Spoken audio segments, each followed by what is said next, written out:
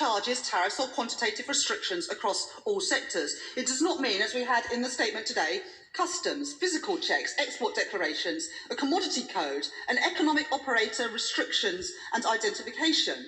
And it certainly doesn't mean a living document with guidance that changes day by day. Here we are, Mr Speaker, the endgame of the disastrous and tortuous Brexit, all summed up neatly in a not-too-catchy slogan of "Let's get going." Dominic Cummings must have been up all night thinking of that one. We are now to have an economic downturn precipitated by COVID, compounded by their hard Brexit. It doesn't matter the chaos that Brexit will bring, it doesn't matter the damage it will inflict on the economy, the decimation of key sectors, the chaos at borders, the threat to livelihoods. All of this supremely inconsequential for all of these anti-EU obsessive. Some senior Conservatives were also unhappy. With so many of our small and UK-wide businesses struggling to survive following the COVID crisis, the idea of adding additional friction and cost to the trading relationship with their biggest market is really and deeply problematic and worrying.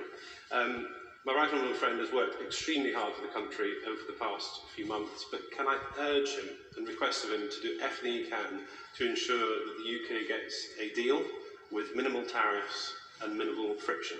My right honourable friend may be aware that I consider the decision to put an outbound emergency lorry park in my constituency near where several thousand new homes are being built on one side and with a large hospital nearby on the other side to be wrong-headed. Can he confirm that when the Transport Minister writes to me that it is not the government's plan to develop this area as a permanent lorry park, that is indeed government policy? And can he let the House know what environmental impact assessment has been done for the site?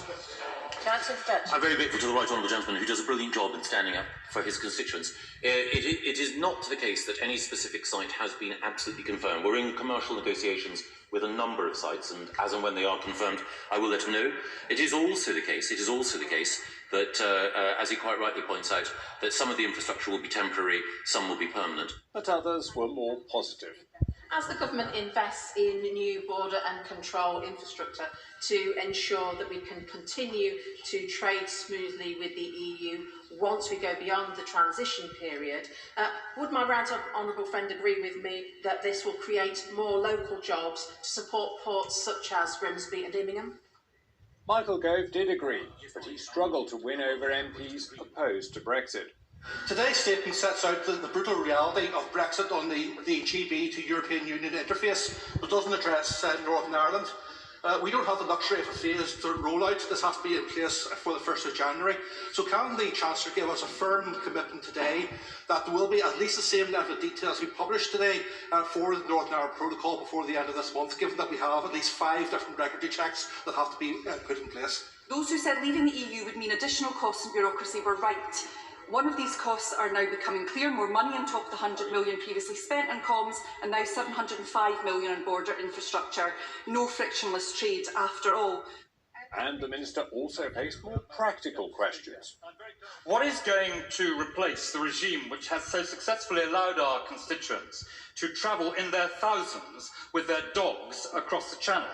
Will he try to ensure that the existing pet passport arrangement for dogs and other pets is able to continue after the end of this year? Transfer to Dutch. Well, my right honourable friend